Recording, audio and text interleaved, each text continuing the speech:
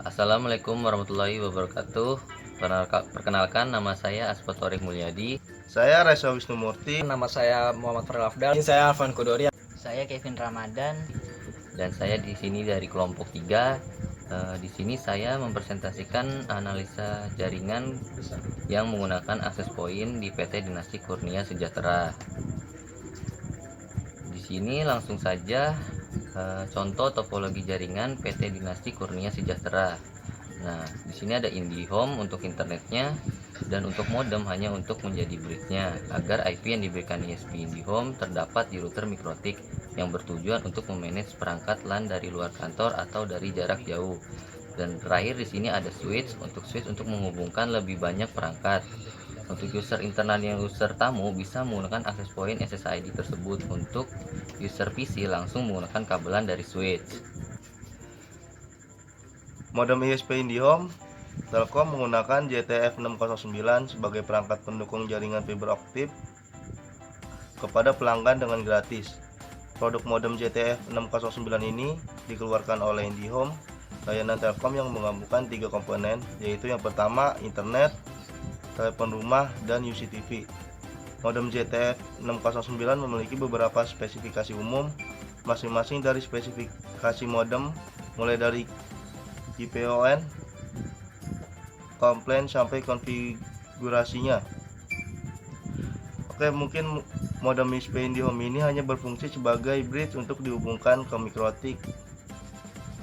Untuk router mikrotik RB951i2ND memiliki semua kebutuhan router dan gateway untuk personal dan kantor. Memiliki 5 buah port Ethernet, 1 buah access point, embed 2,4 GHz, antena embed 1,5 dBi atau yang biasa disebut wireless, dan USB port. Sudah termaksud power adapter. Access point Linksys WAP54G. Access point adalah perangkat yang memungkinkan perangkat nirkabel untuk terhubung ke jaringan. Access point digunakan untuk membuat koneksi wireless pada sebuah jaringan dan berfungsi sebagai pengatur lalu lintas data sehingga memungkinkan banyak klien dapat saling terhubung melalui jaringan. Selanjutnya, switch TP-Link TL-SFI 008D. Switch TP-Link TL-SFI 008D memiliki 8 buah port LAN dengan dukungan bandwidth kecepatan 10-100 Mbps. Dengan switch LAN ini, Anda bisa dengan mudah membagi konektivitas LAN hingga ke 8 user PC.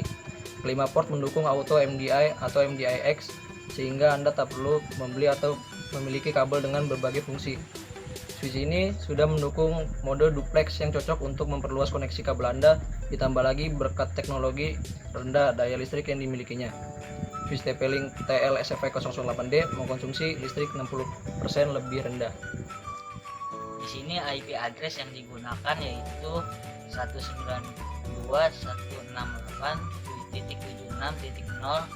digunakan untuk kabelan, untuk perangkat yang menggunakan kabelan, dan untuk perangkat yang connect ke WiFi DKS dan RBDKS yaitu menggunakan IP 192.168.77.0.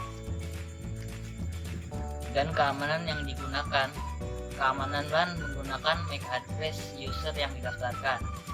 Keamanan WiFi RBDKS menggunakan security profile mikrotik WPA PSK dan WPA 2 PSK. Keamanan WiFi DKS menggunakan password SSD access point Linksys.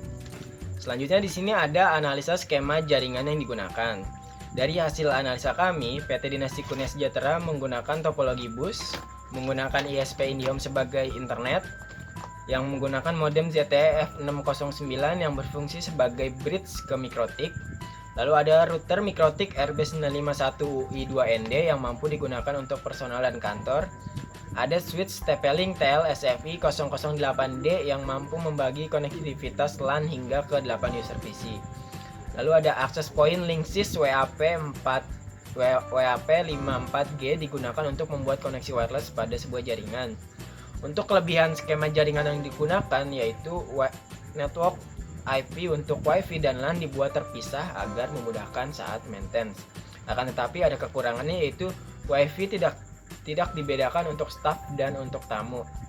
Jadi untuk user tamu, user staff menggunakan WiFi yang sama. Lalu di sini ada rancangan keamanan jaringan usulan yang kita buat.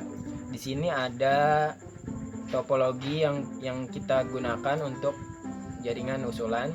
Yang pertama adalah membedakan jaringan wireless untuk internal dan tamu. Jadi misalnya di sini ada access point linksys, lalu di sini ada WiFi yang bisa digunakan dari MikroTik, itu bisa dibuat terpisah.